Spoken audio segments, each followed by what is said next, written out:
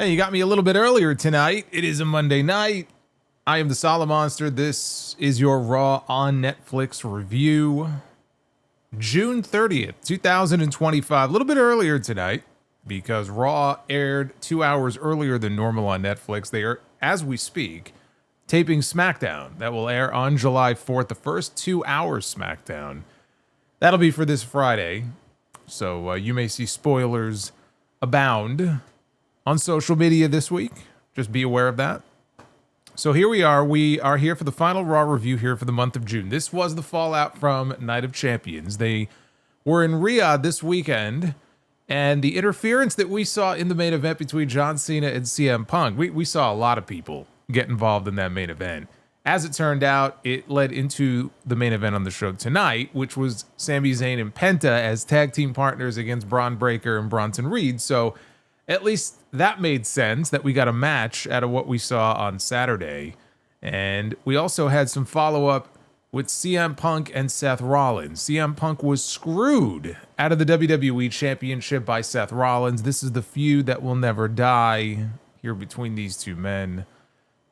Their rivalry continues. They were going at it again here on this show tonight. But we also had, and I wasn't actually expecting him to be back this soon, we had an appearance by LA Knight.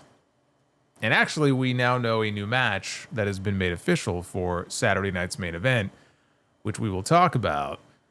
We have new tag team champions. Finn Balor and JD McDonough have brought the gold back into the Judgment Day. Actually ended up being a hell of a match. Sheamus and Rusev had a hell of a match as well here on this show. Started slow, but it turned into a good battle. I would say in-ring wise, this was a good show, if nothing else, purely from an in-ring perspective, because the main event was actually, a very good match. Sheamus and Rusev turned into a battle. That turned into a really good match. And the tag team title match. Actually, that in the main event, but the tag team title match probably had more heat than anything else on the show.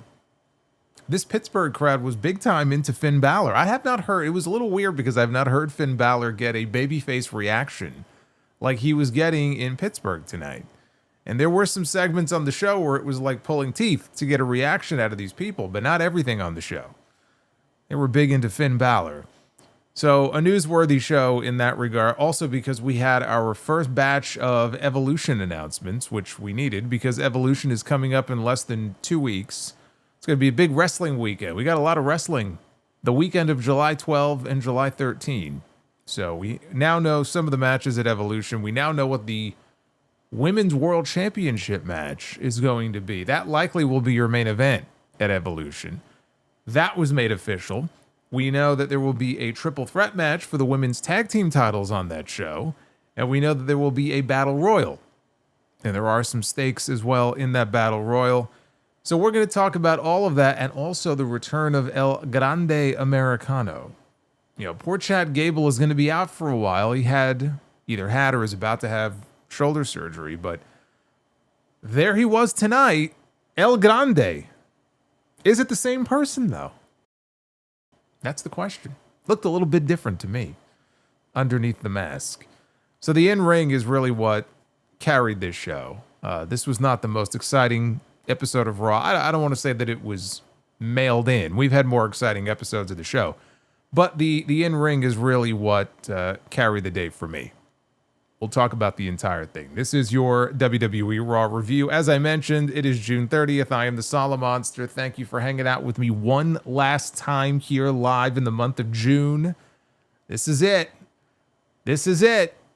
And then July is going to be here in just a few hours from now. So get ready. It's only going to get hotter. Hit that like button. Subscribe if you are new to the channel. We've picked up a lot of new subscribers and a lot of new channel members as well, thanks to many of the gifted memberships that some of you have been kind enough to dole out over the last week, so I thank you for that. Super chats are open. You will see them popping up as we go along here. Say his name and he appears. Wow. I believe in the monster. Well then. I believe in the monster. Cause they love him in London, in Paris, in Tokyo, America, Scotland, and Canada, and Mexico. They say, I believe in the monster. Oh, man. I believe in the monster. You know who believes? The biggest believer of all? Havili. Havili is with us. Havili just dropped a $200 super chat bomb to kick things off here. I haven't even gotten into the review yet. Havili, I hope you are having a good night, my friend. Actually, where you are, it's probably the beginning. Yeah, he says right there, the beginning of July. It's already Tuesday. He's writing it all the way from Brisbane. Happy July, Havili. He's got a long message here. I'm going to hold off on this a little bit. If you got more messages, more questions, send them on in, but I'm going to get to them. But Havili, holy shit, bombs away. That's how I like to kick things up. Well, as you can tell, super chats are open. Get them on in. We will be diving into that here in just a little bit. That's how you kick things off. And again, if you want to look at the special amounts of what they trigger and all that, there's a new one as well. You'll see it pinned in the chat. You can always find it in the description down below if you're new here. Let's get into this show. Man, Havili. That super chat was as red as this microphone is right here. I love it. Corey Graves loves it because he was back in the seat next to Michael Cole tonight. He was in his hometown of Pittsburgh, no less. This was a homecoming for Corey Graves, filling in yet again for Pat McAfee, who has been feeling burned out lately. Yeah, I would too if I had 3 or 4 different gigs. No shit. This was bound to happen. So he's going to be out for a while. I think it's going to be a while because this is the first week since McAfee has disappeared. I don't think Michael Cole mentioned him by name at all. It was just Michael Cole and Corey Graves, unless I missed it. So we're going to be getting these two, I think, for a little bit. I certainly have no issue with that. Rhea Ripley, she got a big win over Raquel Rodriguez in a street fight on Saturday in Riyadh. So she was out to open the show. She had a message for the audience. One would assume that this would be tied into Evolution. And she said that she hoped to be done with Raquel Rodriguez in the Judgment Day once and for all. You and me both. You and me both. Yes, that would be nice. Then she questioned what was next for her. She says she needed to get her priorities straight. Enter Io Sky, the women's world champ, in case you forgot, because it's not as if she's been getting a whole lot of television time. So Io Sky comes to the ring and she says, you can't have Evolution without her. And I just thought, oh no? Really? I think you can. You take a look at some of the recent PLEs. There've been plenty of them without her on them. She said Rhea Ripley was wrong about one thing. Rhea was not on top. Mommy is not on top. She said, not without the title. Adam Pearce told Io, she said, that she could defend her championship against the opponent of her choosing at Evolution. And she wants to defend against the very best. And that meant defending against Rhea Ripley. And Rhea said that she had nothing but respect for Io, but she warned her that she would stop at nothing to get that title back. And she accepted the match at Evolution. And that was it. So this was a very basic, very straightforward way of making it official and making the announcement. But that is the first big match set now for that Evolution card. You know, I've been asking the question on some of the recent shows. I've been saying, you know, what's up with Rhea Ripley for SummerSlam? Like, what is she going to be doing on that card? Because obviously she's going to be in a major match on that show. But what do you do at Rhea Ripley at SummerSlam? Well, I think we have our answer now. You have Rhea Ripley likely going into SummerSlam defending the World Championship. That's probably what we have. Against who, I don't know. Maybe a rematch with Io, maybe Asuka. I think the chances of Rhea Ripley walking out of Evolution as the champion, though, are pretty damn high. And there is a very real problem right now in the women's division on this show.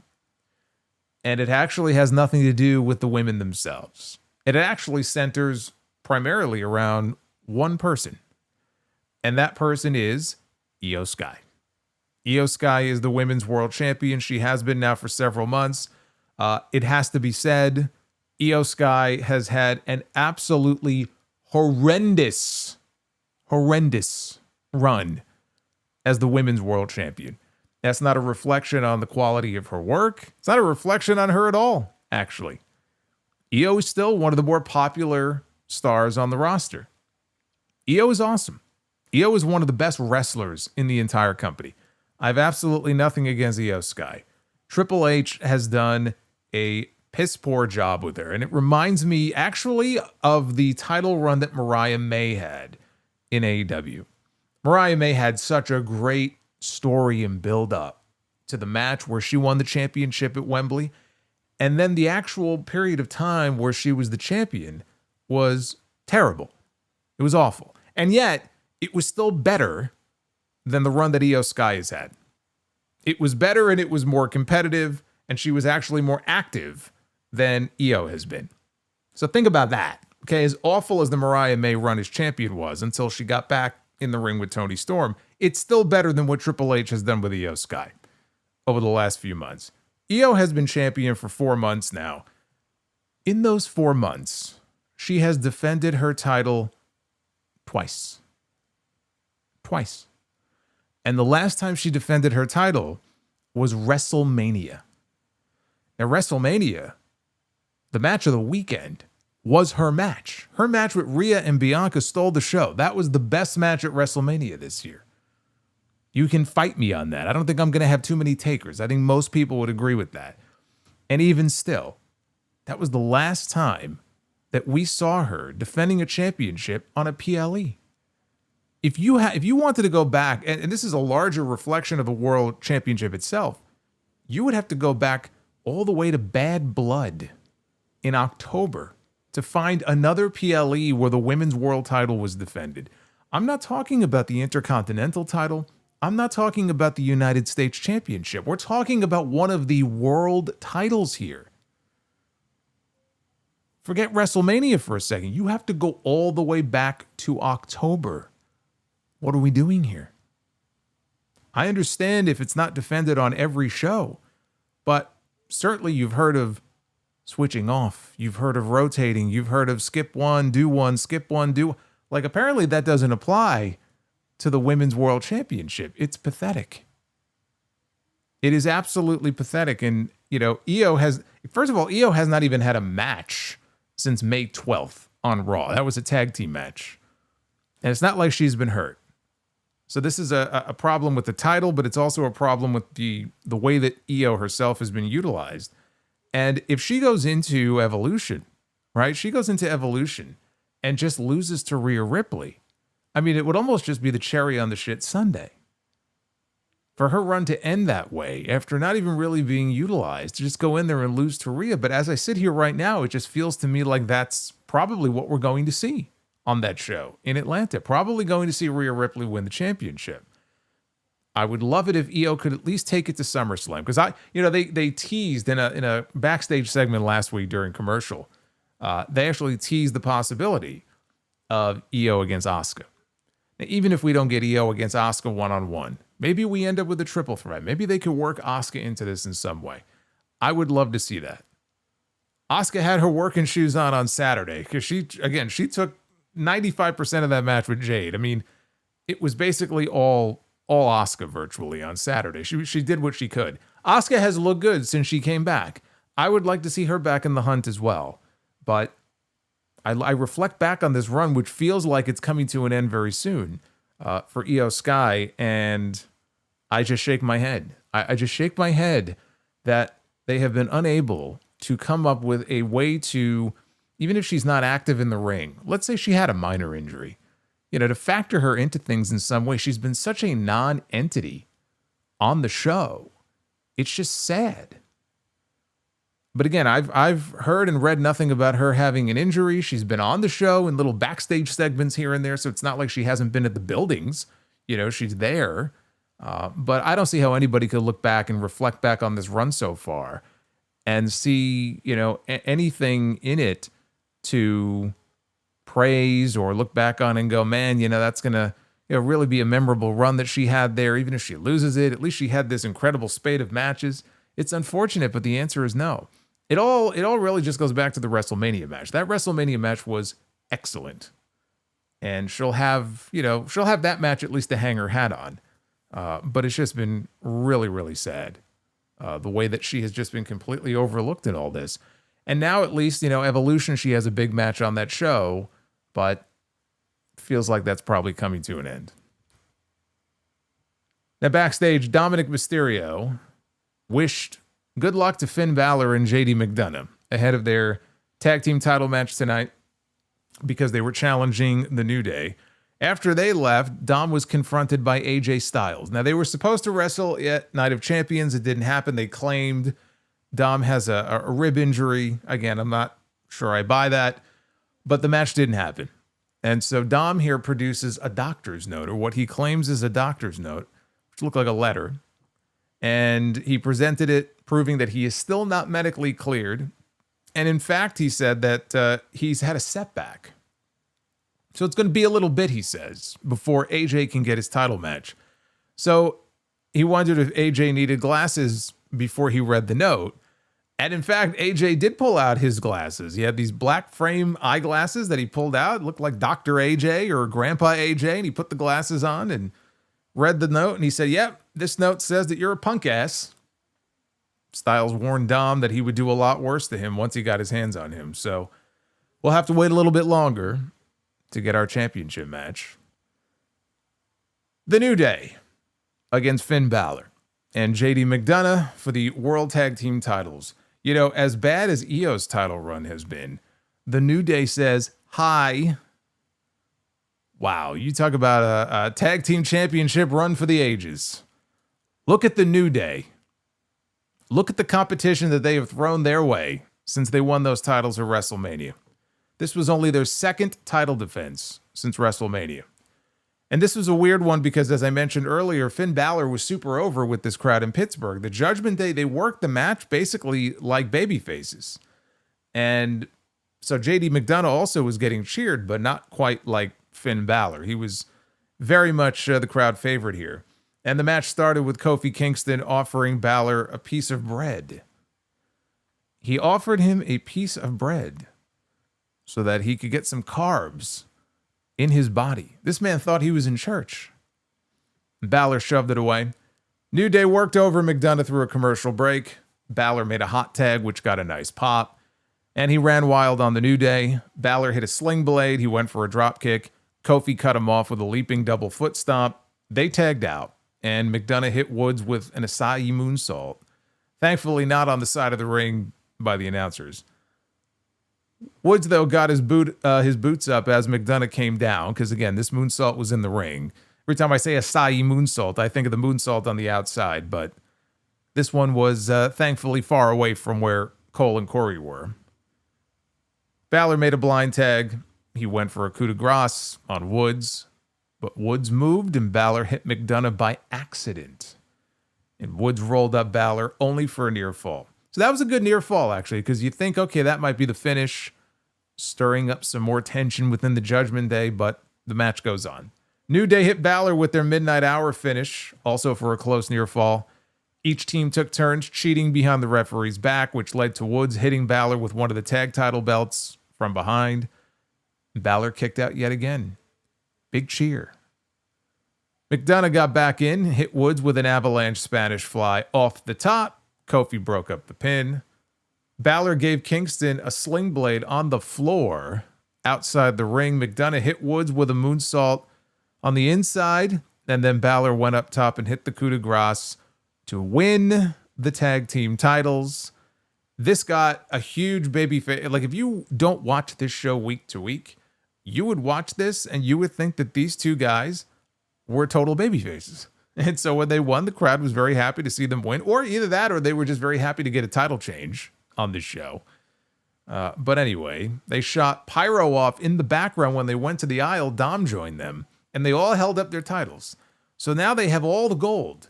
They have the men's tag team titles. They have the women's tag team titles, although the women were not out there with them. But Dom has the Intercontinental title. And again, big pyro celebration in the background. So the Judgment Day is draped in gold. You know, you think the bloodline will never die. Take a look at the Judgment Day here. Every time I feel like this thing is winding down, they add another chapter to the story. And it's hardly the best book that I've ever read, but they just keep adding to it. This is an example, this match is an example, though, of how great tag team wrestling can be. This was a fun match. And it helps when you have the crowd invested, you know, in the way that they were here. But you also had four guys in the ring who worked their asses off. Like, these are four great wrestlers. And they were out there and they were working a great match. And so the crowd loved it and they were hanging on to every near fall. The New Day's run is over. It was every bit as bad as Io Sky's run has been. But there isn't much. Now, look, I say there isn't much of a division on Raw, right? I was thinking about this. It's not even a fair statement to make.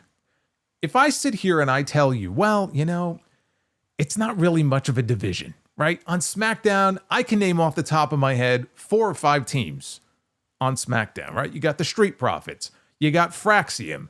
You got DIY. You got the Wyatts. You got the Motor City Machine Gun, right? Like, I can name a bunch of teams off the top of my head. Los Garza. Pretty Deadly. And then you look at Monday Night Raw. New Day were the tag team champions, right? They beat the War Raiders at WrestleMania to win the belts. Who else is there? There actually are teams on this show. Finn Balor and JD McDonough, right? As one example. The Creed brothers. Alpha Academy, although Otis is out injured apparently. So right now there is no Alpha Academy. But you've got those teams. You've got Grayson Waller and Austin Theory. You've got the LWO. You can't say that there aren't teams. The teams are there. The difference is that the majority of these teams are not pushed. They're not doing anything. They're not featured. There is no, I mean, they don't do like a top 5 rankings or anything like that. So it's kind of hard to see it, but there are teams there. So it's not even really accurate to say, well, there's no teams on Raw. They have no competition. There's plenty of competition if Triple H cared enough about tag team wrestling to really build it up. Now, on SmackDown, they have been, at times they've been firing on all cylinders with their tag teams.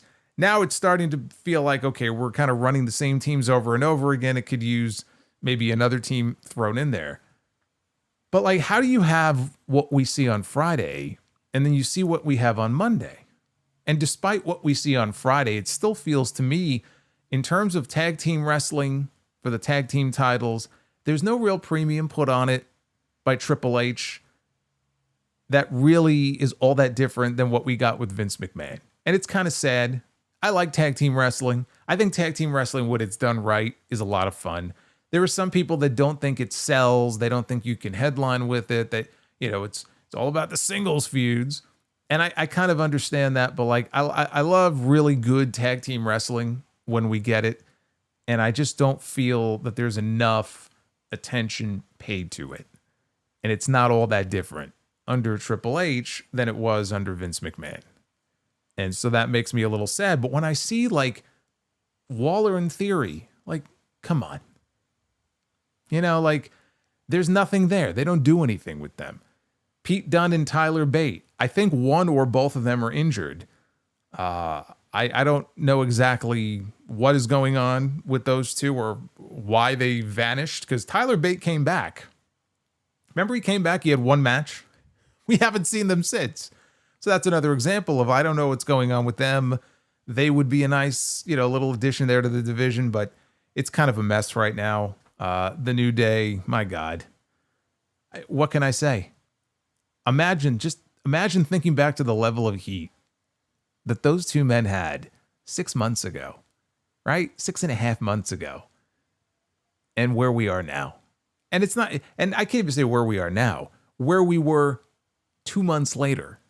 Like, it was already gone after 2 months.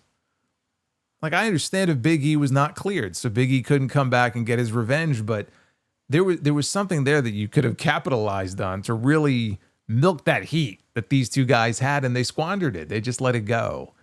And New Day is just two guys on the show now. It's a shame. But I will remember that brief period of time where they were coming out every single week, and those two guys were getting nuclear heat on these shows. It didn't last very long. It didn't last long. It was squandered. But I'll remember. Pepperidge Farm will remember. I don't think Triple H and WWE will, but we'll always have that.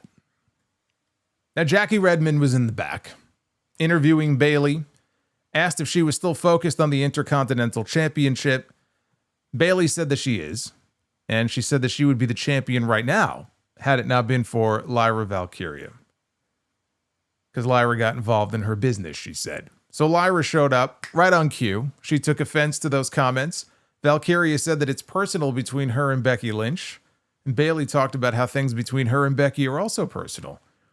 So then Bayley and Lyra, they began to bicker and shout loudly over each other. They were talking over each other and yelling, and very annoying. Like, they would not shut up. And then Adam Pearce showed up, and he finally got them to pipe down. And he booked Bayley against Lyra tonight. So the winner would get a shot at Becky and her title. So that came later on in the show. Now, during a commercial break, Byron Saxton interviewed Grayson Waller up on the concourse somewhere. Waller said that he was inspired by the New Day, cutting dead weight and turning on Big E. I thought for a second that maybe they took, I say the tape, boy, I'm dating myself now, that they took a segment that they filmed 6 months ago and accidentally spliced it into the show here during this commercial break. He's out here talking about the dead weight and respecting New Day for the dead weight that they cut in Big E. Yes, that was 6 months ago. What relevance does that have right now?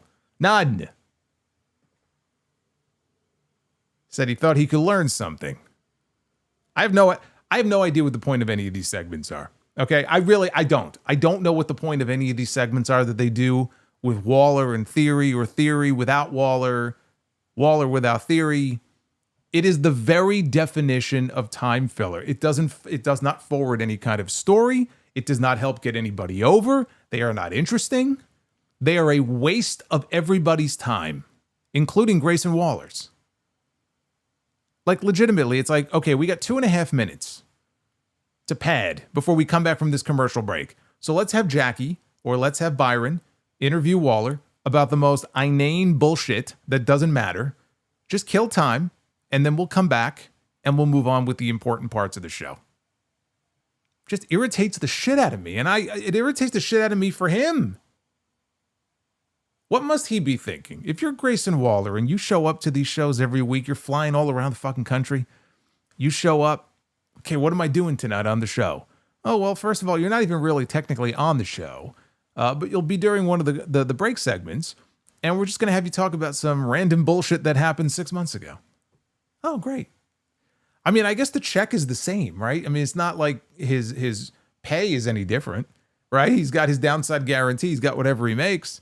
So, he makes his money, he goes home, but it's got to be frustrating, right? It's got to be frustrating to just be wasting away, doing absolutely nothing. Like, do you look at yourself in the mirror and say, what am I doing with my life? Off is a direction you can fuck. Yeah. Is that what he says to Triple H? That's what he should. He should march into Gorilla and say that to Triple H. That's what he should do. Of course, he's not The Rock, so it's not going to end very well for him if he does that. I don't understand it. It would drive me nuts. If that was me, it would drive me nuts. These are professionals who want to advance in their career. They see everybody around them getting pushed, getting PLE matches, getting merch. You can't tell me that it doesn't annoy the fuck out of them. I truly, I just snapped during this segment because I'm watching this going, what is the point of this? Please. I'll tell you what wasn't a waste of time. I'll give them some praise for this. They came back. They aired a video package for Goldberg. I'm actually going to praise a Goldberg segment here. This was exactly what we needed to see. I think most fans watching this show have been exposed to Goldberg, even if it's only in the last few years. They know who he is. For the ones who don't, this is even better because they haven't seen him in his natural habitat, which was 27 years ago in WCW when he was at his peak. But they had a video package here set to Dominate, which is a song by 3 Days Grace, with highlights from his white-hot run in WCW and then his not-so-white-hot run in WWE. But they had, a mix of clips. So it's good. This is the sort of thing they should be doing to try to get people invested in what is supposed to be his final ever match. So I enjoyed this video. I thought it was well done. Footage aired from earlier in the day of Chad Gable with his arm in a sling, telling Julius Creed, Brutus Creed, and Ivy Nile that they would need to hold down the fort while he's gone. For those who don't know, again, Gable, if he has not already had it, needs surgery on his shoulder. Last time he wrestled, it was at a speed taping on June 17th. So I don't know if the injury happened during the Worlds Collide match with Vikingo, and maybe he didn't know how bad it was, or it got worse, or if the injury happened on June 17th. I'm not sure, but it happened sometime during that period. I'm not sure how bad the injury is. Could be out for 6 months. He could be out for half that. It sucks that he's going to be out at all because, he was wrestling as Chad Gable. Some people think he was wrestling as someone else. He was getting a lot of television exposure. My guess is they were building to a mask versus mask match against Penta at SummerSlam. And that's off the table now. I don't know what Penta's going to do now. And again, that's just my guess, but it just seemed like this Americano thing only has legs to it for so long. Clearly, you have to build to a mask match, and a mask match against Penta at SummerSlam would have made total sense. So unfortunately, it doesn't look like that's going to happen now. So anyway, as the members of American Made are talking here in the back, Ludwig Kaiser could be seen creeping around, lurking in the shadows behind them. Adam Pearce showed up. He wished Gable the best of luck with his surgery.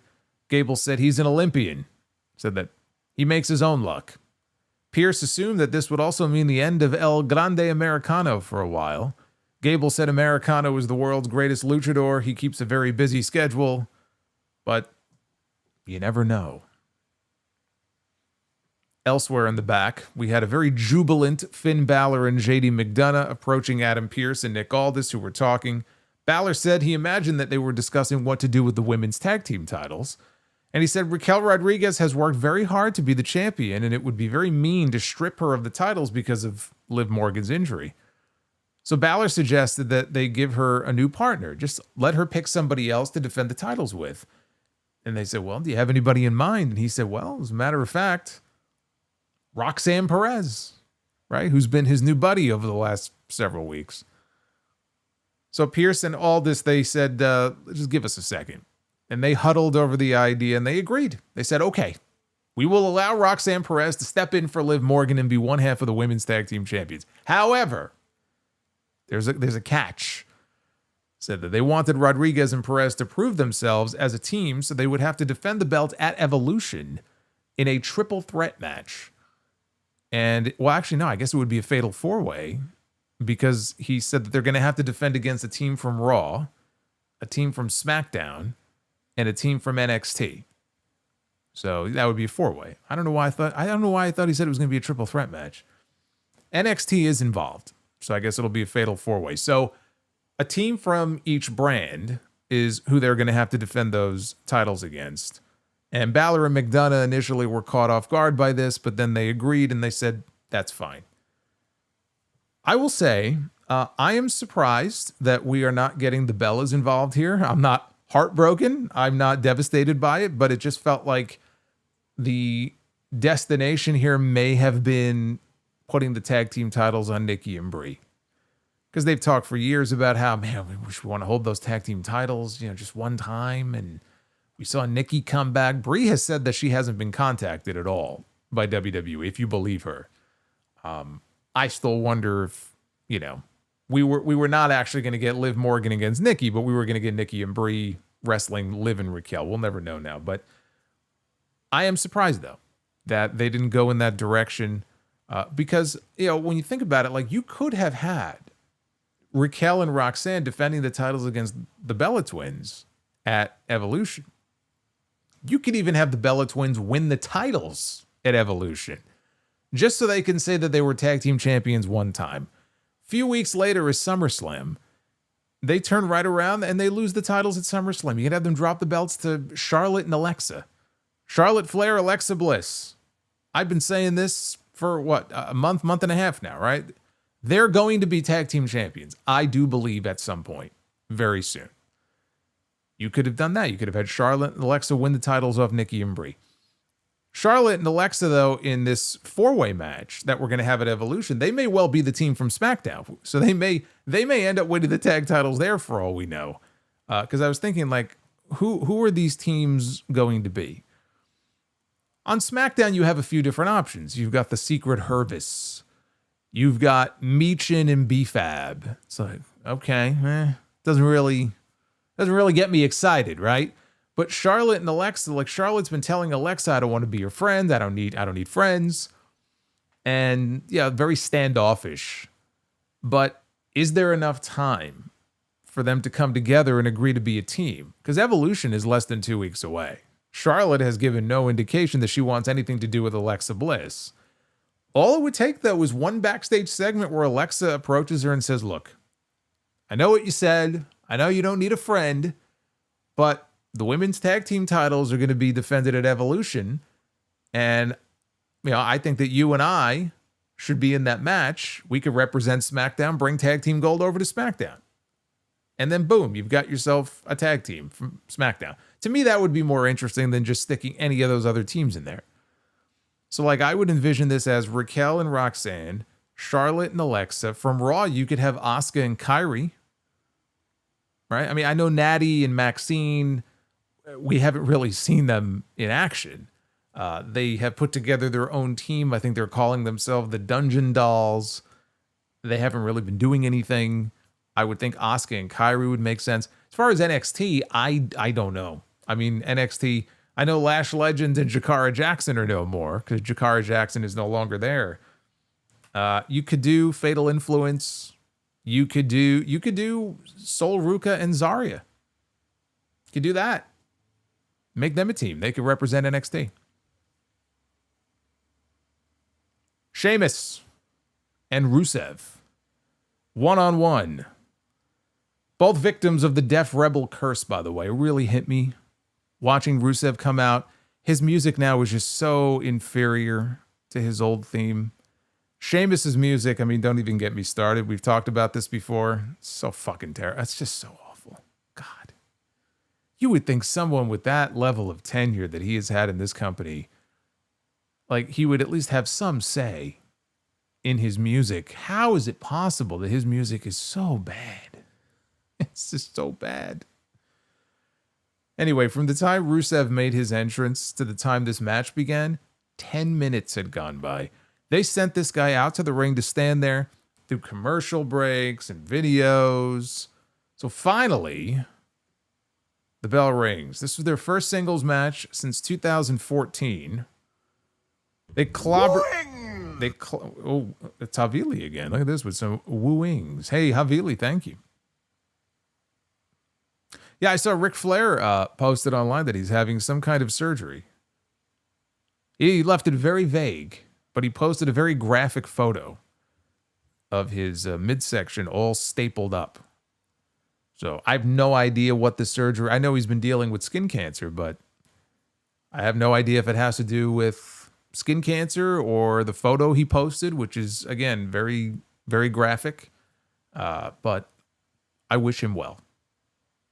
I wish him well. Every time I talk about Hogan, every time I talk about Flair, it's always some dumb nonsense they've said or some dumb nonsense that they're involved in. But yeah, I said this a couple of weeks ago on the podcast when all those stories were going around about Hogan. And Bubba the Love Sponge was talking about Hogan being on death's door, needing a new heart. I don't know, some nonsense that, you know, he was going on about. And I mean, there's no indication there's any truth to it. But, you know, I said, look, I don't wish, you know, ill upon either one of them or death upon either one of them. And I see comments like that on social media, and like, I don't stand for that shit. So whatever it is that he's going through physically, hopefully he'll be able to pull through and he'll be okay. Havili, though, thank you. I appreciate that. So they clobbered each other until Sheamus caught Rusev diving off the apron, turned it into a power slam on the floor. Rusev took over during a break after Sheamus went shoulder first into the ring post. Sheamus started no-selling Rusev's kicks and inviting him, you know, bring it. You know, we've seen him do that in matches, and usually that fires up the crowd, and it didn't really work here on this crowd here in Pittsburgh, but they did eventually win them over. Sheamus got to his feet, he fired up, he had a backbreaker, followed by a diving knee drop. Rusev, though, kicked out at 1. Rusev came back with a spinning heel kick and a fallaway slam for a 2 count. Rusev hit a superplex ahead of yet another commercial break. Rusev maintained control during the break until Sheamus hit a white noise just in time for them to return. This is their formula. You know, if you watch during the commercial breaks, if you are using a VPN or maybe you're international, like to a T, virtually every single match, the heel will get heat on the babyface, and there's a little countdown clock in the corner of the screen, so you know when the break is about to fade out, and then they're back live. And they come back live, and you know it's like the referee says, "All right, it's time," and the babyface goes and makes his comeback. Every fucking time, it never fails. Just change it up a little bit. I mean, that'd be nice. Well, Sheamus hit a white noise. Then he hit 15 beats of the Bodhrán. He went for a bro kick. Rusev avoided it. Rusev landed a Uranagi and then a leaping kick. He applied the accolade. Sheamus, though, managed to get to his feet with Rusev on his back, and that got a nice reaction from the crowd. They spilled out of the ring. Sheamus hit a bro kick on the outside, and it took 9.5 seconds for Rusev to get back in the ring. He almost got counted out. So they battled on the apron until Rusev thumbed Sheamus right in the eye, right in front of the referee. And the referee even admonished him for it, which is why it was very strange when, after the match was over, Corey Graves made the comment that the referee didn't see it. His view was obstructed. When clearly not only did he see it, but he acknowledged that he saw it, and he yelled at Rusev for it. Maybe Corey got thumbed in the eye during all of this. I don't know. Rusev then exposed the top turnbuckle strut that connects the ring post to the ring, to the rope, and also did that right in front of the referee. And then he reached underneath, he grabbed Sheamus by the arms, and he yanked him forward, so he went chest first into the steel strut. And then he followed in the ring with a Machka kick, and he pinned Sheamus to win the match. The match definitely dragged at times, but it did pick up in the second half. It got real good. This turned into a hell of a battle. You know, there is one thing, though, I will say. There is one thing that I don't quite understand. So maybe you can help me with this. I'm aware that throwing someone into the steel steps is not technically a disqualification because they have said it's part of the ring. So you can't be disqualified for that. Now, if you would pick up the ring steps and throw them at somebody or use them as a weapon in that way, then you can be disqualified. So I get that. Like, I understand that. Now here with the steel strut, like the beam, right in full view of the referee, he pulls Sheamus into it. And that's not a disqualification. So then let me ask you this. Why is it that in most wrestling matches, for years and years and years, whenever somebody goes to expose the top turnbuckle pad, which is very much a part of the ring, right? Like the steel underneath, why is it that they always have to hide it from the referee? Or they wait until the referee gets bumped or the referee's back is turned and they go and they cover up and they gotta, like, if it's perfectly legal, why do they give a shit? If they're worried about the referee seeing it and putting the pad back on, just take the pad off and stick it down your trunks or throw it into the crowd. Like, it's just weird. Why do they care if that's technically illegal? Who cares? I would grab the referee and say, hey, come here for a second. I want you to watch me. And then I would do it right in front of him. One of those wacky wrestling rules, I guess. In any event, this turned into a good match. Given the finish, they're going to run it back. I say run it back. Let's do it again. I'm ready for round 2. We got another Evolution announcement, pre-taped announcement here from the 2 GMs.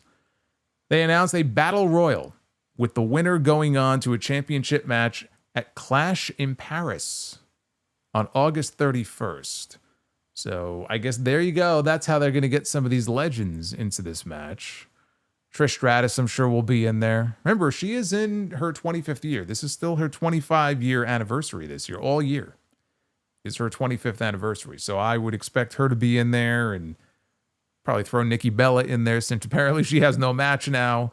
Nikki and/or Brie probably in that battle royal. I'll tell you somebody else who's going to be in the battle royal. Stephanie Vicaire.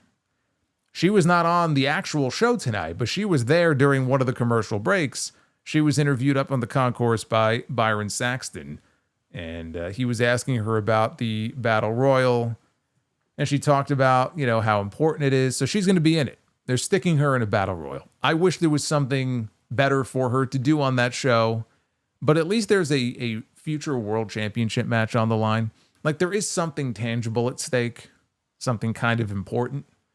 So at least there's something in there for her to fight for. Hopefully she wins.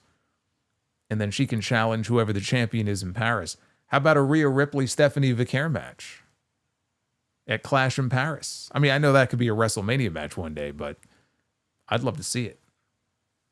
Could happen. Backstage, Jackie Redmond interviewed American Made. Ivy Nile talked about winning the Battle Royal at Evolution. That was kind of funny. Yeah. She's going to win the Battle Royal, she said, at Evolution. Yeah, I'm sure.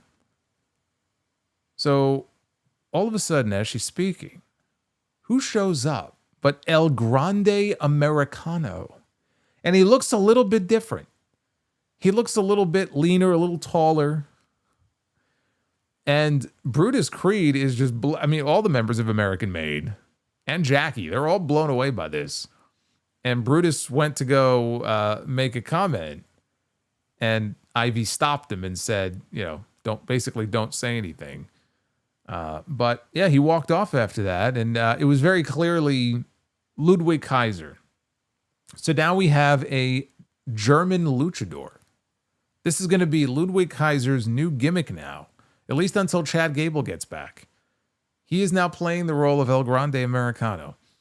And on the one hand, I think it's kind of hilarious that they took, of all people, the German guy on the roster and are going to make him a Mexican luchador. Okay, that's kind of amusing. On the other hand, it's also an indictment that this is what they have come up with for him to do, because he has no role on the show whatsoever. He was getting pushed to the extent that he was at least getting TV time and he was working matches. And then one day, it just ended. No rhyme or reason, no explanation, no reports of him being injured or punished or any. As a matter of fact, you can trace it all the way back to when Charlotte Flair mentioned Kaiser. That awful segment with Tiffany Stratton in the lead up to WrestleMania. I don't think he has really been on television up until last week when he was creeping in the background. I don't think he had been on television since then. It's kind of like when Tiffany Stratton threw out the first pitch for the Mets, and they've sucked ever since. They've won like 2 games. They have been on a horrendous losing streak. I blame her. She threw that first pitch. She overthrew the pitch. I don't know. It's like she put a friggin' voodoo curse on this team. Ridiculous. So anyway, it's like, yeah, it's amusing and it could be entertaining, but it's also pretty fucking sad. When this guy could be competing for the Intercontinental Championship or the U.S. Championship on the other, like he could be doing something, meaningful as like a serious star. And it's like, well, we're not doing anything with him, so why don't we put him in the mask? It'll be funny. He could be a comedy guy in the show. All right. At least they found a way to keep the gimmick alive. Like, I was wondering after the initial segment with Gable, which I'm sure was taped last week, that initial segment in the back with Gable, I actually was thinking, like, how can they keep this going? Is there somebody else on the roster, maybe at the PC or from NXT, that kind of has a similar build to Gable? And then this guy showed up, and I said, okay, well, I guess that idea's out the window. Okay. Well, we'll see. You forgot about that whack-ass promo? Oh, I haven't. I remember all the Tiffany Charlotte stuff in the build-up to WrestleMania. I'm not sure Tiffany is to blame for your bullpen collapse. She's to blame for all of it. I'm putting it all on her. This is all her fault. And so her punishment is that she has to lose her championship. That's her punishment. No later than SummerSlam, Tiffany Stratton will no longer be the women's champion. I'm putting a curse on her right now. Remember my little voodoo doll? I'm going to pull it out after. I'm going to put a curse on Tiffany Stratton that she loses her title no later than SummerSlam. Evolution or SummerSlam. She's done. She's finished until this team starts winning again. Ridiculous. So then Jackie, after all this Americano stuff, she spots Sami Zayn off in the distance. So she goes over to talk to Sami. He's getting his fists all taped up in preparation for the main event later. And before he could say anything, he gets attacked by Karrion Kross, who, of course, lost to Sami Zayn at Night of Champions. So Kross was still wanting him to say it. He's yelling at him, say I was right. And he picked up a pipe that was laying on the floor nearby, hit Sami in the midsection with it. And then officials came over to separate them. So it's like, all right, then. At least we know this is not a one and done. This feud is going to continue. And there's a very good chance Sami is going to beat him for a second time. But, right, hey, there's always hope. If there's going to be a second match, maybe he wins one. Probably not, but maybe. But I was thinking, okay, it might be one and done. And I just hope that they have something else in mind for Kross. And then I saw him attack Sami, and I said, this is good. This is good because that means this is going to continue. Maybe he'll get a SummerSlam match or a Saturday Night's Main Event match out of it. It may not have a happy ending for Cross, but at least it's going to continue for a few weeks longer. After this, we had the World Heavyweight Champion, Gunther, out to the ring to address his Saturday Night's Main Event match against Goldberg. And he has to say, he's very impressed. We all saw the video highlighting Goldberg's greatest career moments. This is my favorite part. He said it was violent, it was brutal, it was destructive, but like his matches, all summed up for you in 3 minutes. Look at this, Gunther with the jokes. Gunther with the jokes on this show. He has very low-key turned into one of my favorite promo guys on either show. Obviously he's not in the category with The Rock or, some of the great promos. He's not fucking Paul Heyman out there, but just low-key, very subtle, he has turned into a very entertaining promo. Very sarcastic, very dry wit, right? That fucking grin on his face. I love it. It says, Bill Goldberg has every right to claim that he's the most feared man of his generation, but he is not afraid of what's left of Bill Goldberg.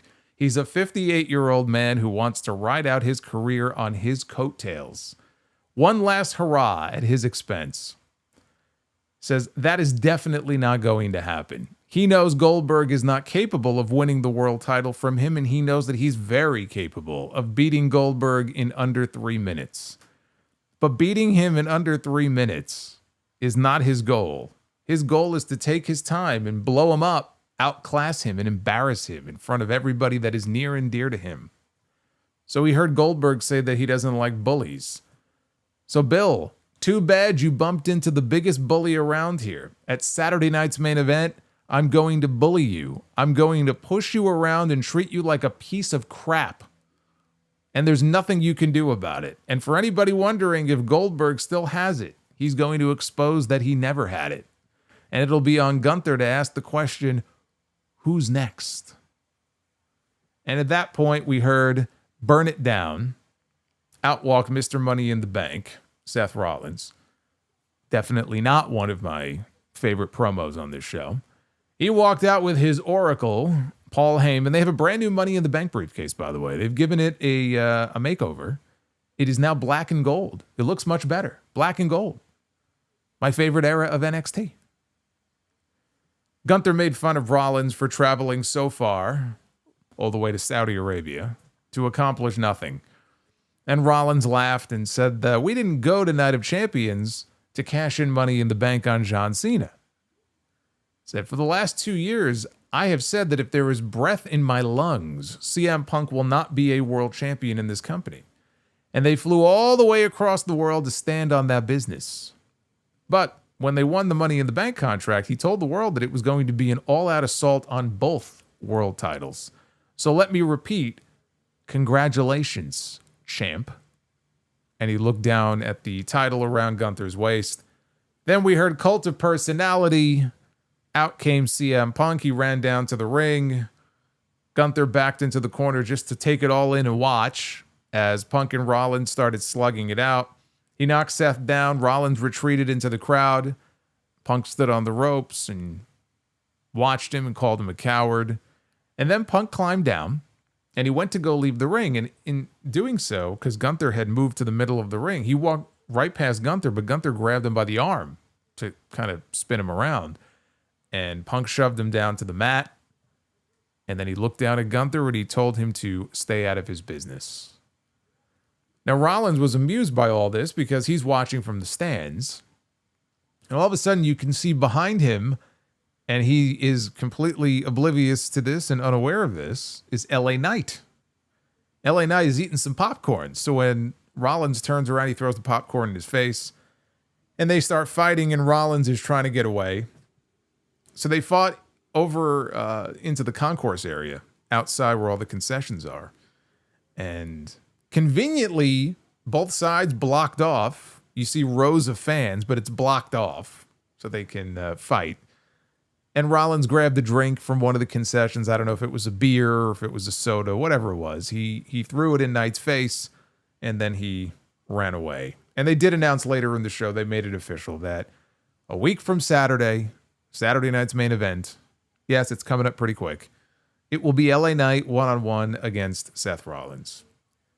But let me go back to what we saw here in this segment, right? Other than Gunther's very entertaining promo. This feels to me, the other question I was asking, other than what does Rhea Ripley do at SummerSlam, I've been wondering, what does Gunther do at SummerSlam? God forbid he loses to Goldberg at Saturday night's main event, because that would be about the worst thing they could do. So let's hope and assume that he's going to walk into SummerSlam as the defending champion. Who does he defend against? And the name I kept coming back to was CM Punk, because nobody else seemed to really make sense. This feels to me like we may be heading for a triple threat match. Now you look at that and go, well, you could do that, but Rollins has the Money in the Bank briefcase. Yeah, but so what? Like, my response to that is, so what? Triple threat match makes all the sense in the world after what we saw here in this segment. Rollins has interrupted Gunther now multiple times. And we all know Punk wants his hands on Seth. Seth wants his hands on Punk. And now for the first time, we had an interaction between Punk and Gunther. So all three are now connected. There's connective tissue now between all three of these men. Rollins may have the briefcase, but so what? That's his insurance policy. Just because he won Money in the Bank doesn't mean that he can't work his way into the world title picture for the rest of the year. He still has the briefcase. He could lose at SummerSlam and still cash in Money in the Bank at some point to win the world title. Or if he wants to, he could try to win both belts. He could win the world title at SummerSlam and then cash in for the WWE title if he wanted to. So him having the briefcase, I don't think precludes him from being included in a triple threat match at SummerSlam without cashing in. That's the match. That is the match, as I look at it now, that makes sense as your Raw main event for SummerSlam this year. What they do with the Money in the Bank briefcases, it's almost inconsequential. It almost doesn't even matter. I'm sure it'll factor into things, but that shouldn't stop them from including Seth in this. I am more interested in that than just doing another Punk and Rollins singles match. Like, how do you even end it? Hell in a Cell? We already did that less than a year ago with Punk and McIntyre. That was an incredible match. I find it hard to believe that these two are going to be able to top what we got with Punk and McIntyre. You throw Gunther in the mix, I find that more appealing than just doing the singles match between Seth and Punk. You could do Punk and Gunther one-on-one, but Rollins is clearly, going to be involved here in some way. Had they not announced him in LA Knight for Saturday night's main event, I might have said, well, okay, maybe you do Punk and Gunther and do Rollins against Knight at SummerSlam. And then Punk will probably cash in during Punk and Gunther. But, they're doing the match at Saturday night's main event, so I don't think that's going to happen. Backstage, the Judgment Day was celebrating. They were in a celebratory mood. Roxanne Perez happily held up her new women's tag team title belt. Raquel was very upset that they were replacing Liv Morgan so quickly. She just went down. See, this is why Hook has issues with the ops, because he got hurt and they replaced him so quickly with Powerhouse Hobbs and they won the trios titles and he feels like the odd man out here. So Raquel was very upset. She says Liv is already rehabbing very hard, trying to come back. Balor said, look, I know from experience how hard it is to recover from a shoulder injury. She's going to be out for a while. He said, I was just concerned that you stay champion. I thought it was very unfair for them to try to strip the title from you. And so she reluctantly agreed. She understood where he was coming from. Balor called for a vote. Said, let's take a vote to declare Roxanne Perez an official member of the Judgment Day, which is rich, coming from someone who for weeks and weeks and weeks on television many months ago was telling Dominic Mysterio no new members. Finn Balor was all too eager to add a new member here, and they voted. And they all voted yes. Dominic and Raquel very reluctantly did, but they did vote yes. And Balor was very happy about this. Roxanne Perez is now an official member of the Judgment Day. See, the groundhog saw his shadow. And so that means at least 6 more months of the Judgment Day, because There's no way the Judgment Day can end now until Liv Morgan comes back. They're guaranteed to exist at least until she comes back. So if you're sick of the Judgment Day, too bad, because they're not going anywhere. We had Bayley one-on-one with Lyra Valkyria. Bayley targeted Lyra's back, applied a Boston Crab until Lyra got a rope break. They collided with dueling crossbody attempts ahead of a commercial. Lyra took over, but if you weren't watching this with your VPN, you missed all of it because her offense was contained exclusively to the commercial break. As soon as they came back, Bayley hit a superplex. Lyra spilled outside the ring after a back suplex by Bayley, and Bayley followed with a leaping elbow drop off the ring steps. Valkyria responded with a swinging neckbreaker, but Bayley hit a sunset flip power bomb out of the corner or into the corner for a 2 count. Valkyria hit a gut wrench sit out power bomb that looked cool for a 2. They traded cradles that led to a double pin spot with both women's shoulders down on the mat. Referee Jessica Carr called the match a draw. Bayley grabbed Valkyria after the match. Lyra, though, turned around and hit a clothesline, and they wound up brawling into the crowd until officials intervened. As soon as Adam Pearce made the announcement and said that the winner of this match would get Becky Lynch next, you had to know that this was going to be the outcome here. It was going to be some kind of a draw or a no contest. So the finish was very predictable. The match was okay. The finish, though, fell very flat. But it's very clear we're heading for a triple threat match at Evolution. Jackie Redmond caught up with CM Punk backstage. Punk said that he had receipts for Rollins, Heyman, Bron, Gunther, and anyone else who got in his way. Punk then confronted LA Knight nearby.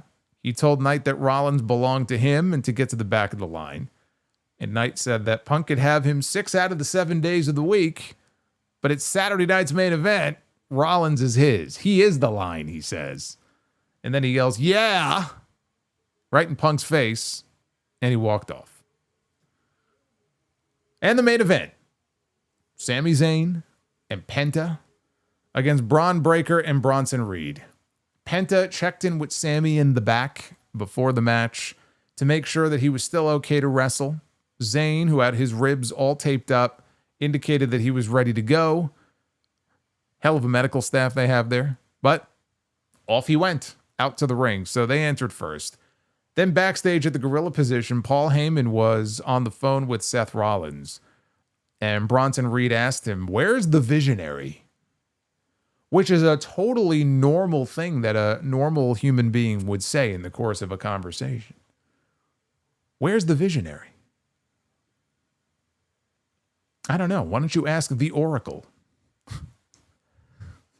This is the reality era. This is how real people talk. Where's the visionary? Well, Heyman said that Rollins was already on a jet perfecting Plan B.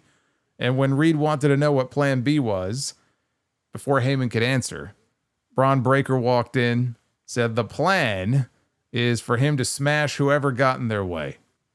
Heyman wasn't sure that was the plan, but Breakker didn't care. He told some guy, "Hit my music." And now they have a mashup of Bron Breakker's theme and Bronson Reed's theme. So early in the match, Penta and Sami, they did the Penta dance before wiping out both opponents with stereo dives. Later on, Zayn wiped out both men with an Arabian press out to the floor. There was a battle in the corner a few minutes later that led to Sami hitting Bronson Reed with a sunset flip powerbomb for a near fall. Sounds like the tarot card terrors. Oh, man. The visionary, the oracle. Who comes up with this shit? The wizard. Ugh. Anyway, Reed came right back with a Death Valley driver for a 2 count. Breakker knocked Zayn over the announce desk with that usual leaping clothesline off the apron that wipes both of them out. Went to another commercial. Sami fought back the moment they returned from the break. Who would have predicted such a thing? But there it is. The babyface makes his comeback and made a hot tag to Penta. Penta hit Bron with a flying crossbody, kicked his leg out of his leg, hit a sling blade. Penta hit a drop kick in the corner and did the arm snap to Braun Breaker. You know, it's so weird, isn't it? How Penta does the arm snap to Chad Gable in the back last week. And Chad Gable shows up this week with his arm in a sling in need of surgery. And we're not going to see him for a while. And yet here in this match, and basically every single match that he's in, he does the arm snap and it has no effect on the other person. The other person is fine.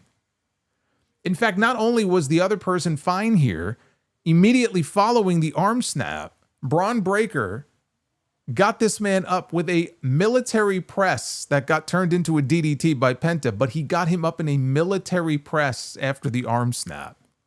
It's amazing.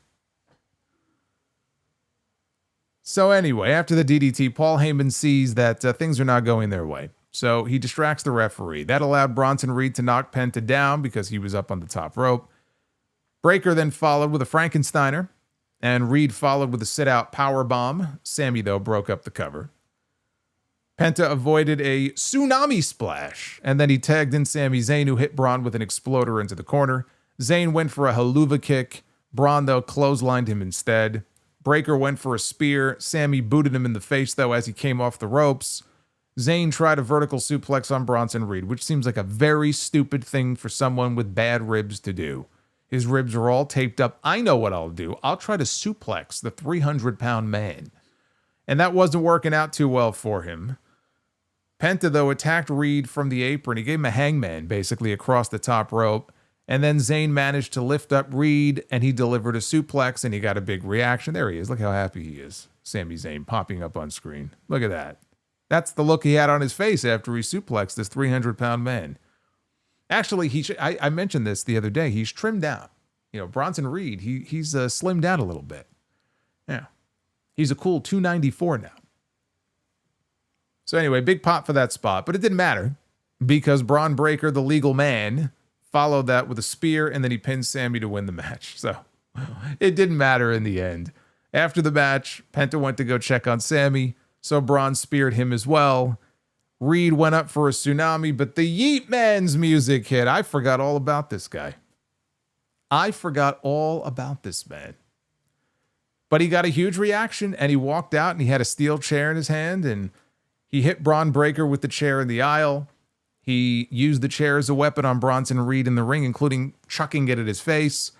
And Reed ended up falling out of the ring through the ropes to the floor.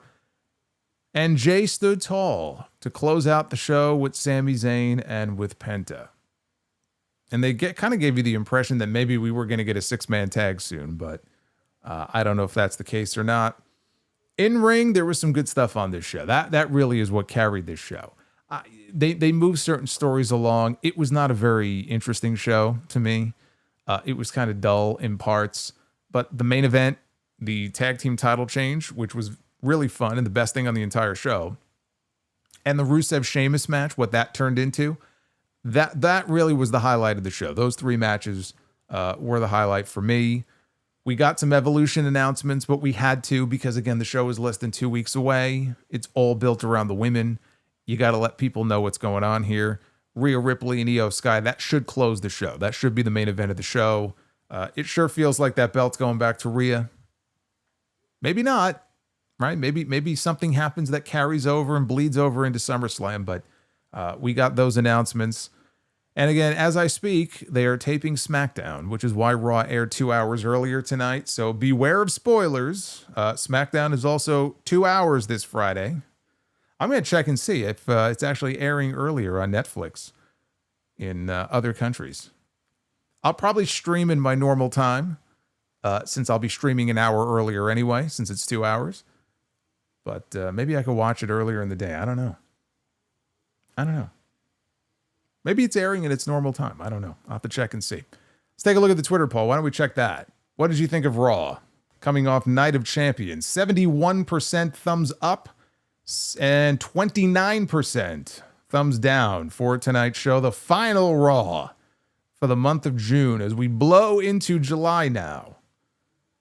And another kind of mini heat wave that we're getting here in New York. But go vote at Solomonster on X. That is the place to go. This is the place right now. I'm going to read your messages and your questions. Kevin says, SmackDown will be phoned in. Well, you know what that means? SmackDown is going to be taped in front of that Pittsburgh crowd. I don't know. Pittsburgh was one segment they were hot. The next segment they were comatose. I think it just depends on what it is that they're getting. But you're getting back-to-back shows. It could be tiring. I just don't want them to feel like they have to add all that fake crowd noise in. Like when they tape these shows. Ugh. They make it so noticeable sometimes. I hope not. I hope they don't do that. Come on, Pittsburgh. I'm counting on you. No crowd sweetening on Friday.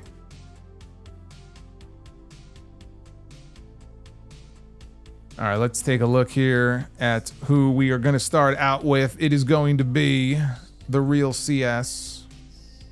He's getting us started here on the Super Chats. Thank you guys so much for hanging out with me here on this final Monday night, here for the month of June. He says, with Survivor Series retaining the War Games concept, what do you think WWE should do this year to keep it fresh? Not do War Games. It's okay to skip a year. Bring it back next year. But since they're doing it, put a top on the cage. I don't need high spots in a War Games match. Put a fucking top on the cage. Death Scythe says, once John Cena drops the WWE title and turns babyface, he should try to win the one title that he has never held, the Intercontinental title, and check that off his bucket list, and he can drop it to someone like Sheamus or LA Knight. No. John Cena is not holding the Intercontinental title. I mean, I have no interest in seeing it, and I absolutely do not believe that that is something they have any interest in doing. He will go down as Hogan did, as someone who held all of these championships, but not the Intercontinental title. I don't think Hulk Hogan pined to hold the IC title, and I don't think John Cena cares either. Sheamus cares. I'd like to see Sheamus get that title at some point. I don't think Cena cares. Dry Chicken says, can we please have the WWE draft? I'm ready for a huge shakeup for the Raw and SmackDown rosters. I am not hoping for a draft, but I am hoping for a transfer window. What does it matter, honestly? Like, we had LA Knight show up on Raw tonight. Doesn't matter. They can move people around whenever they want to. I agree, there is some shaking up that needs to be done, but not with a draft. At least not with a draft the way they do them.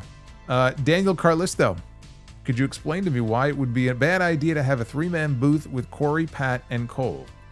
Corey adds so much to the show. I know you dislike three-man booths. Just want to hear why. I mean, there are some three-man booths that have been good over the years. I just think it's unnecessary. You don't need three people in the booth.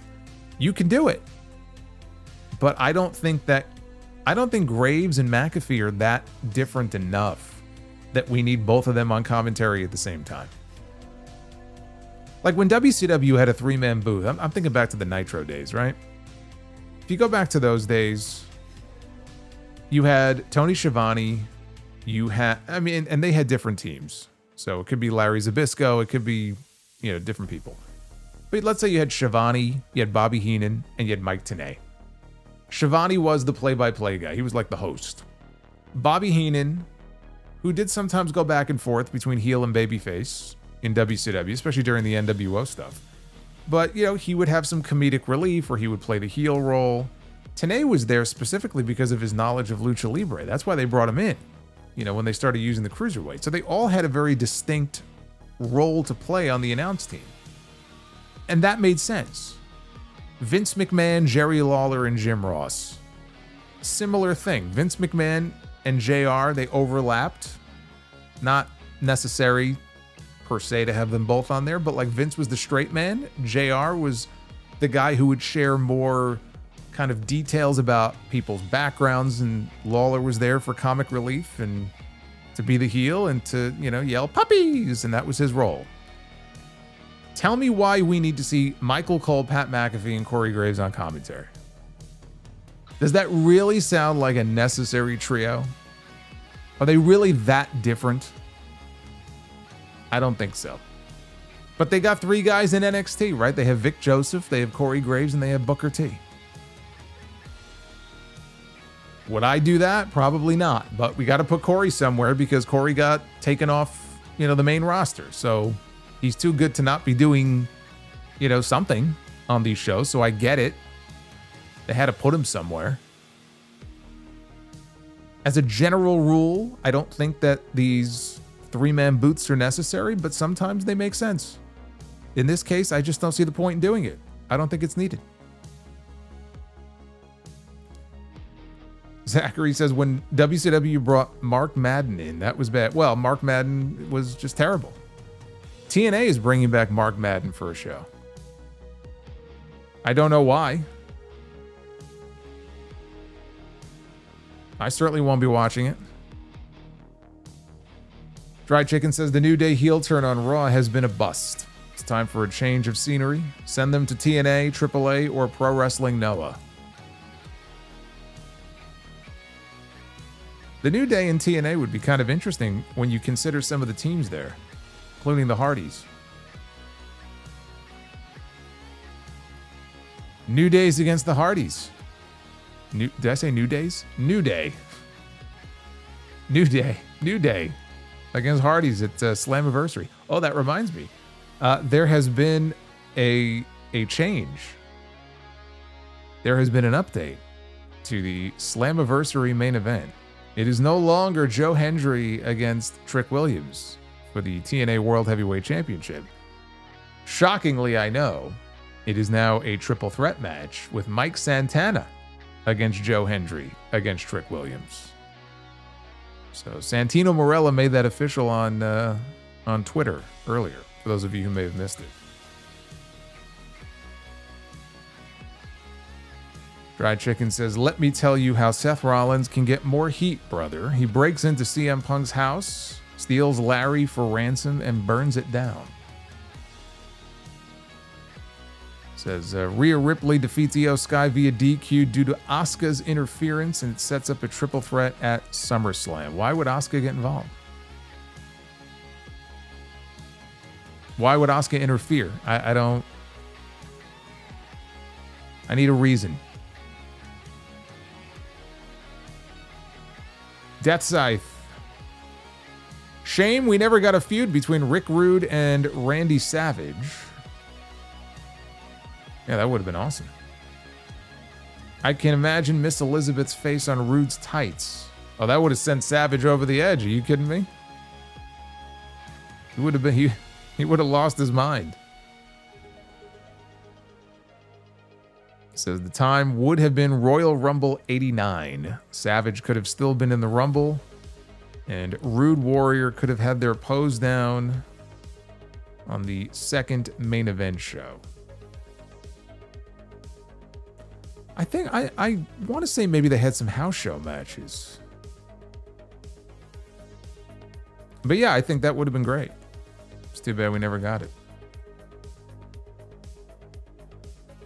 Avili with the $200 bomb. What's up, Solomonster? It is officially Tuesday, July 1st. Shout out from Brisbane, Australia. When you consider the first time the fans started booing John Cena in 2005, was that the question? When do you consider the first time the fans started booing John Cena? I think he's asking me when they started booing him. Well, I want to say it was, weren't they already booing him when he wrestled Chris Jericho at SummerSlam that year? Right? Those were Jericho's final matches before he left for 2 years, right? He wrestled Cena at SummerSlam, and then I think they had a Raw match, right, where Bischoff fired him. I think it was right around that time that the boos started. Favorite pizza place, he says. Well, it's a local place here in New York called Original Pizza. They have great pizza. But when I was younger, I did have a thing for Pizza Hut and their personal pan pizza, the little small pizza. I used to like that when I used to have pizza. In your opinion on why WWE doesn't mention Tamina Snuka as part of the Samoan dynasty? Why would they? I mean, do they do like a Samoan roll call every week? I mean, in what context would they have a real need to even mention her? I don't know when her name would even come up. But thank you, Havili. I know he's got some more questions coming up here. Death Scythe, gifted membership to Slasher. Yeah, I see YouTube still hasn't... Oh, wait, maybe they have. They have fixed the names. Have they fixed the names? You know, that's funny because earlier the names were still fucked up. It still had the @ symbol, but I think the names are fixed now. I'm seeing everybody's names. Let me know if you're seeing your names back to normal. That's great. I thought they were going to keep them that way permanently. But I'm seeing everybody's names normal now. What a stupid change, unless that was a glitch.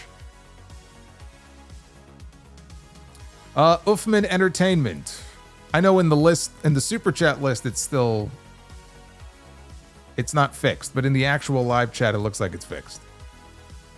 What are the odds that both Chad Gable and El Grande Americano are both injured at the same time? What are the odds? You know, it is kind of strange. But then again, we've been hearing about so many injuries in wrestling. Is it really that surprising? I don't know. It just feels like everybody's getting hurt. WWE and AEW.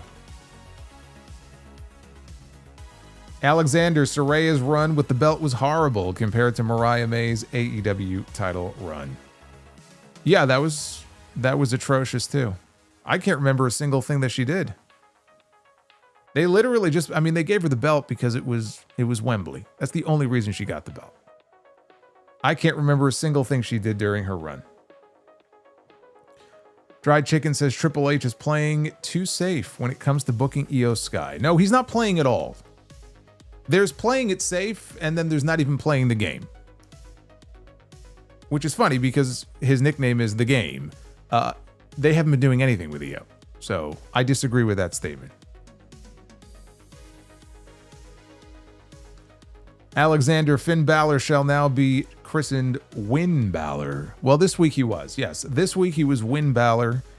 Very soon he will return to Pin Balor. Scumdog, I acknowledge you solo. Thank you for the stream and podcast. They have really helped me during this difficult time. Scumdog, I'm thinking about you, brother. I hope things are going okay. And we are here for you, brother. We're always here. You know how to find us. Tad in the chat wants the VPN info. It's actually in the description down below.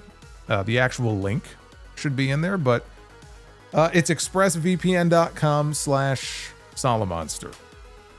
So when you use that link, you sign up. And when you sign up using the link, you'll pay for whatever the plan is. But you get 4 months free added to it. It's worth it. I actually had to just renew mine because it expired. Uffman Entertainment, who will end first? Judgment Day or Bloodline? Judgment Day.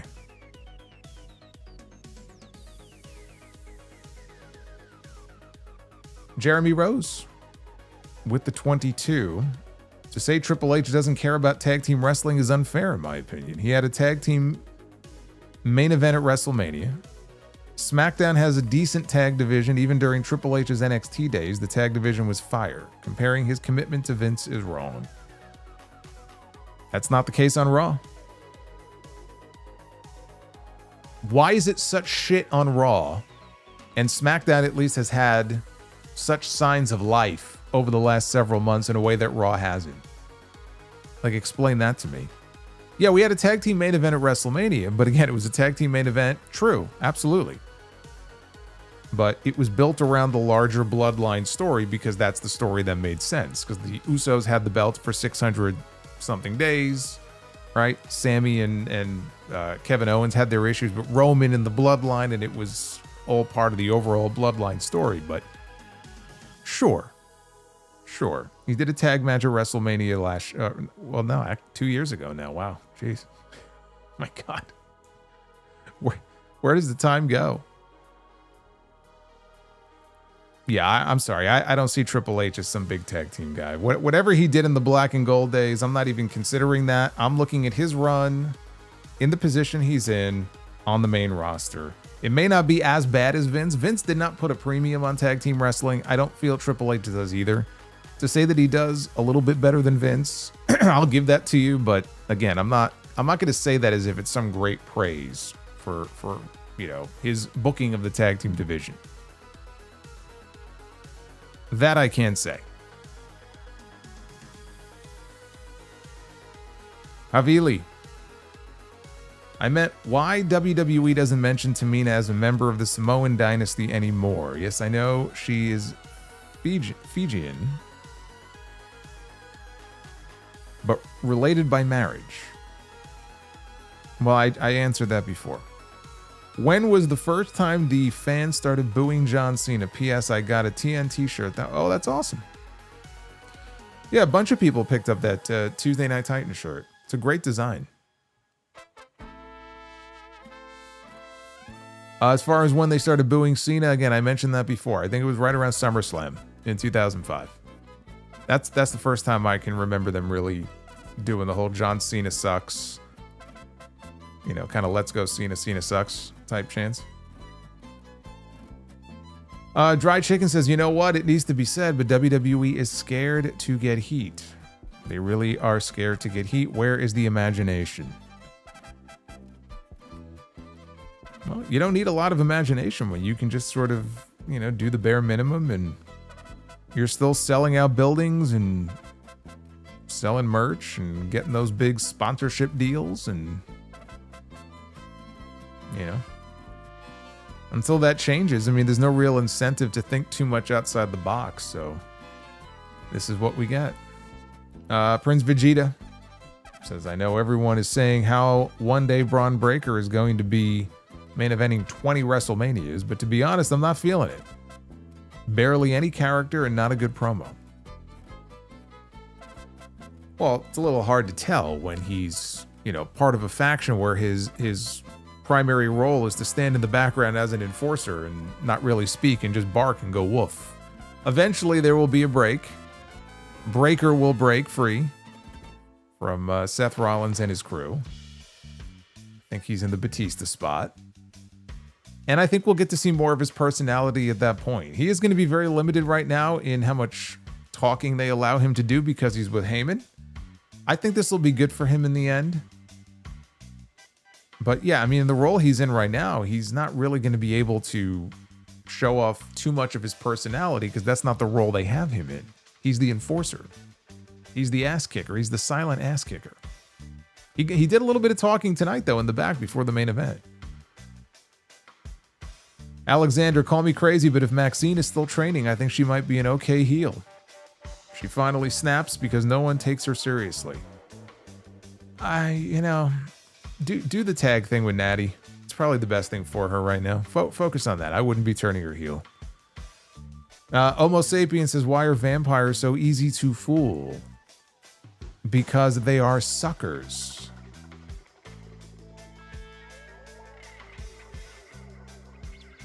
That is true. Alexander, plot twist. What if Vinci is El Grande Americano when Kaiser wrestles? I don't know if those rumors are true. I don't think Kaiser's going to want Vinci around. So I don't know what happened to Vinci. I think Vinci got let go. I don't think he's wrestled a single match since then that I'm aware of. Nick Grasso, my prediction for Tiffany at Evolution is a match with Trish. Also, does Julia defend her title at Evolution? She should. Every women's championship should be on the line on that show. Duff's Vids, what do you get when you mix ducks with fireworks? You get firecrackers.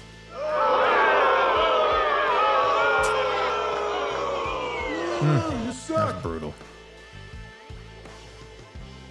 Nick Grasso, where is Blake Monroe? She hasn't been on TV since Toxic Attraction 2.0 put her through a table. Is she even going to be at Evolution? Well, isn't JC Jane defending her title on that show? She may come back on that show. That might be where she shows up. Noel Mulligan, thank you for the $2. Duff's Vids, what do you call a parrot that flew away? A polygon. A polygon, yes.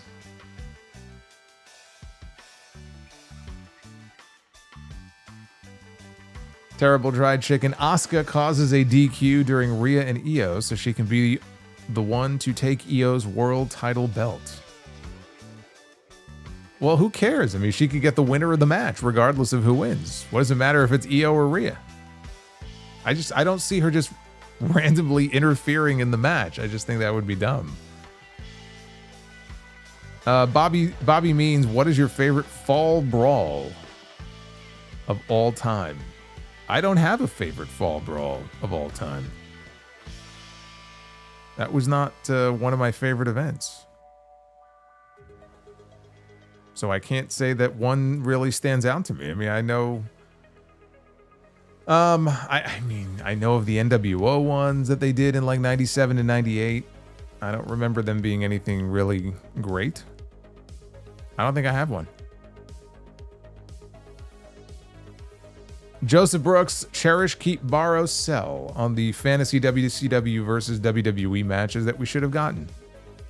Stone Cold Steve Austin against Bill Goldberg. Undertaker against Sting. DX against the NWO and The Rock against DDP.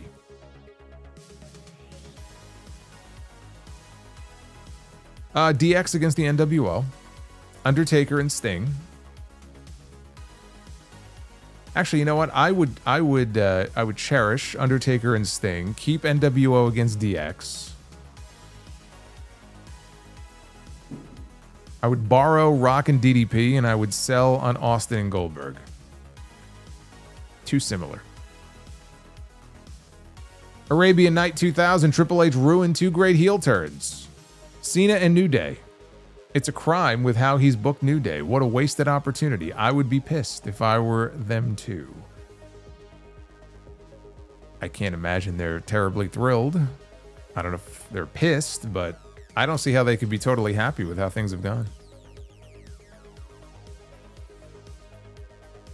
Leopard toes. The back shots Bron could give me would be ungodly. Oh my god. Leopard toes. Flush that one. And Jeremy Rose, sad that Sheamus is hanging out with bums of Raw. Calling Rusev a bum. One of his best friends. Guy was probably at his wedding. Calling him a bum.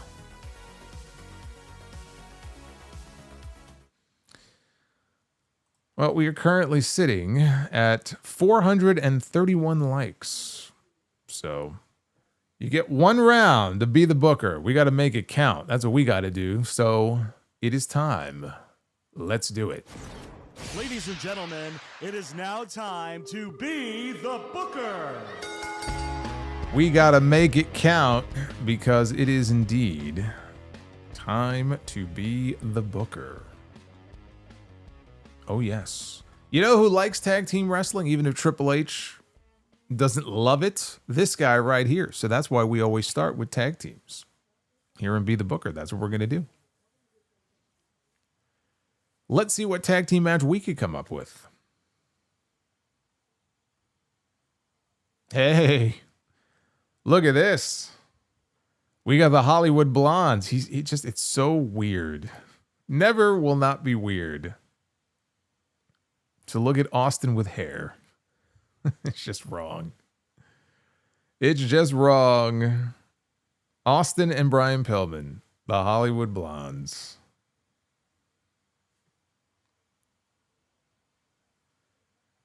And we have landed on a stipulation. Choose 2 single stars to form a makeshift team. So we have to pick a makeshift team. Is that what we have to do? I guess so. That's what the rule says. Okay. What tag team? This will be very interesting. We are basically creating a tag team here that has not existed, most likely. We have Ron Killings. Ron Killings and who? Ron Killings and Diamond Dallas Page as a tag team against the Hollywood Blondes.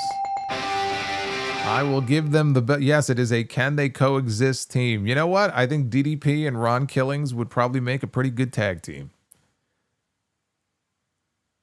Especially if it was like young R-Truth, like NWA champion R-Truth. I think the potential there is quite good for that to be a worthwhile match. Talk about a random team.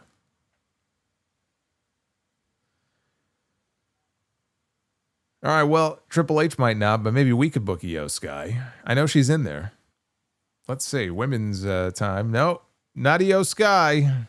This is very different. We're booking Tessa Blanchard here in Be the Booker. We have booked Tessa.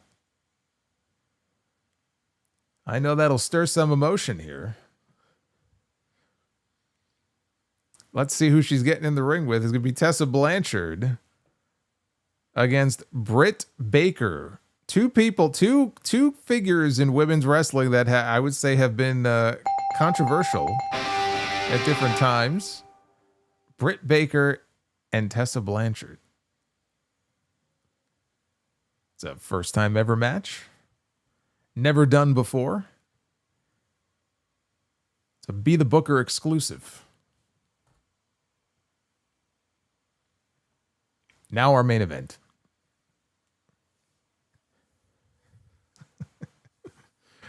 The power of toxicity.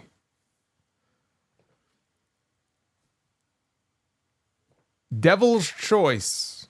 Keep or replace the man you just picked. Well, since I didn't pick any man yet, I guess it doesn't matter. So we get to move on. All right, here we go. That would have been useful had I already picked somebody. Sammy Guevara. Sammy Guevara in the main event here in Be the Booker. Former TNT champion, 3-time TNT champion, I believe.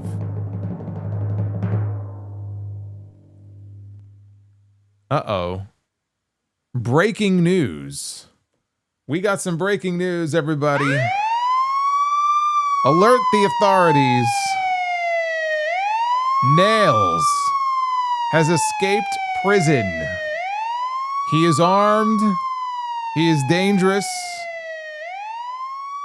Lock the doors. Keep the kids inside. You don't want to mess with this guy. He's bad news. He tried to kill his boss. Oh my God. Nails has escaped prison. I just wanted to bring you that very important update.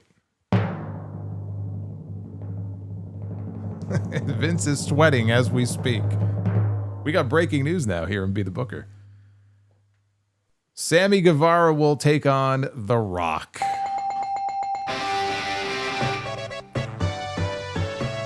And that gets us to a clean sweep. Not just The Rock, but this is The Rock right here. This is Attitude Era Rock from the early days of SmackDown. That's his show. So we had The Rock against Sammy Guevara. We had Britt Baker against Tessa Blanchard, and we had the Hollywood Blondes against Ron Killings and Diamond Dallas Page. That is our card. Yeah, Vince better be careful, man. He better hire some security here. Nails is coming for him. He's going to finish the job. Couldn't happen to a nicer guy. Well, anyway, we'll all be on the lookout. Wrap up with these final super chats here. Hulkling93, I don't agree with the DQ finish. I could see WWE having Asuka take issue with Io not choosing her for Evolution. Io didn't hesitate with her choice. All right, well, see, that makes sense. But see, when they had their I'm trying to remember now, when Asuka and Io had that little backstage, not really confrontation, but they had that little backstage run-in last week. Didn't SummerSlam come up, right? Because Asuka, if she had won Queen of the Ring, she would have gotten a title match at SummerSlam. So I don't remember if the focus was really on SummerSlam, because Asuka could still potentially get a championship match at SummerSlam. You know, but at least in this case, you could definitely use that as a reason why. Like, Asuka would have to come out on TV next week, though, and confront Io and say, Leopoldo, it is absolute cinema. Yes. Leopoldo with the $40 super chat drop. I was going to say, you would have to before, because next week is the last Raw before Evolution. You would have to have Asuka come out next week on TV and have some sort of confrontation with Io. But yes, you could use that as an excuse. Absolutely. Leopoldo coming in with a $40 drop. The idea of John Cena becoming Intercontinental Champion got me thinking about all or nothing champions like Brock Lesnar. Other than him, anybody else you can think of? Hulk, Flair, Taker. They've all won tag titles at least. Goldberg as well. It may just be Brock. Brock was WWE Champion. He was Universal Champion. He was never IC. He was never a tag champ. He was never Universal. He was King of the Ring. Does that count? He won a Royal Rumble. He won King of the Ring. Otherwise, yeah, no other titles for Brock other than the UFC title, of course. That's a good question. So were there any other Yokozuna was a tag team champion. I'm sure there must have been. I don't know. I'd find it hard to believe if he was the only one, though. That can't be. I mean, you can count Bruno. What about Bruno? Did Bruno hold any other titles in the WWF? I don't recall him ever being a tag team champion. Maybe Bruno.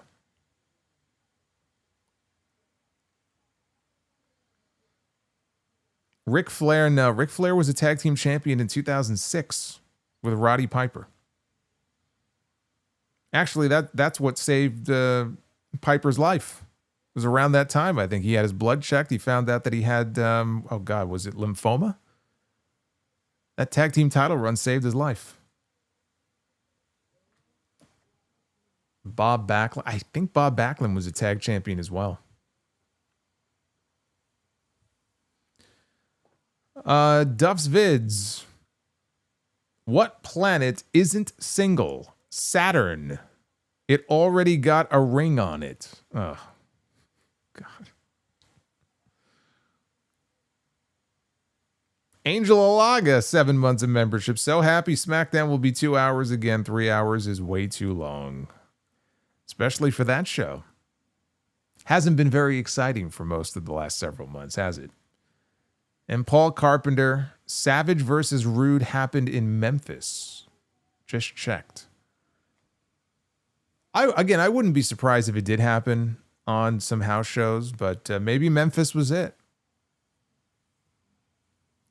Yeah, the thing about the WWF back then, there were especially in the early 90s, there were so many feuds that were started like on TV, and we never got payoffs.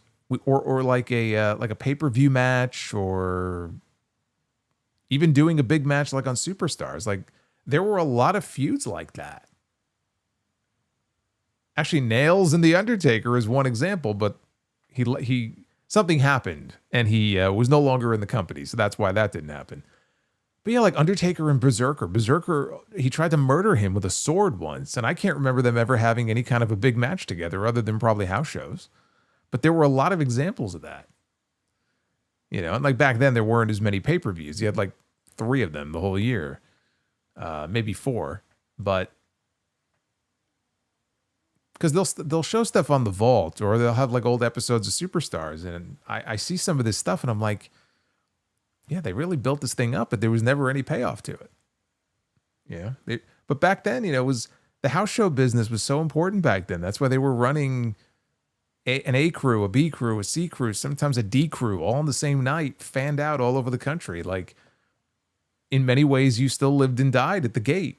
And today it's just a very different wrestling business. Today it's all about media rights. WWE and AEW can get, high off the hog just from the money they make from those media rights deals, and it almost doesn't even matter what kind of product they put out on TV. It's like they're absolved because they have guaranteed money coming in. Back then, you didn't have that. So it was very important to save your best stuff for those live events to get people to pay for a ticket to come out. It's a very different business now. Unless, you're an independent promotion. It's a very different business now. Blue Jay says, if Cornette invited you to his pod, would you... I thought they said pad. Like the castle. I'm not going to Kentucky, but if Cornette invited you to his pod, would you accept? I don't know why he would. He's not going to, but sure. Terrible Dry Chicken. This Dry Chicken has a prediction. Tiffany Stratton and Blake Monroe will be a tag team act in 2 years. All right. You heard it here first. Was Sergeant Slaughter an all or nothing? He probably was. I don't remember him being a tag team champion, so he probably was. Did he hold the hardcore title at some point? I feel like everybody held that fucking title during that period. I don't think so, though. I know Patterson and Briscoe did. I don't think he did. So Slaughter probably would qualify. Velvet Floor, thank you for the $10. It's getting close to 10 years since Finn Balor has won a world title. Do you think Finn Balor is completely out of the world title picture? I can't tell you he's out of the world title picture, as in he will never get a title shot. Do I think he will ever be a world champion again? I don't. I think his time has come and gone.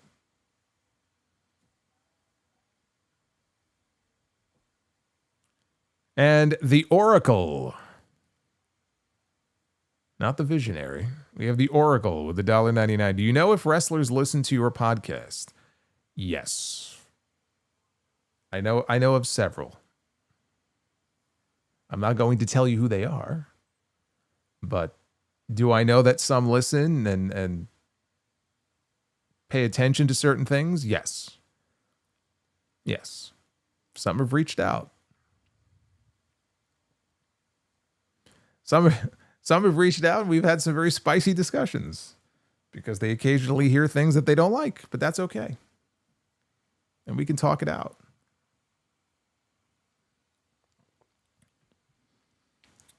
In fact, there was somebody on the show tonight who would qualify. Anyway, Oracle, thank you. The next time I am live with you will be on Wednesday. That will be for the Dynamite post show. And then I will be here on Friday, probably normal time, normal being when SmackDown is over, which if it's 8 to 10, which that's when it will be airing. I did say I would try to watch it earlier if I could. I don't know if it's airing earlier elsewhere, but even if it is 8 to 10 on Friday, I will be live around 10:30. So that's the way it'll be from now on, now that SmackDown is 2 hours instead of 3, which is awesome. I will be live on JD's channel tomorrow. That'll be episode 101 of Tuesday Night Titans. So you can join us there. We had a hell of a show last week, so I'm sure it'll be no different tomorrow. So full week of content coming up. Going to be a very busy month of July. I hope you will join me for it. I hope you will also go back and check out episode 918 of The Sound Off, which dropped yesterday on all the usual podcast platforms. That is up for your listening pleasure. Be well. Stay safe.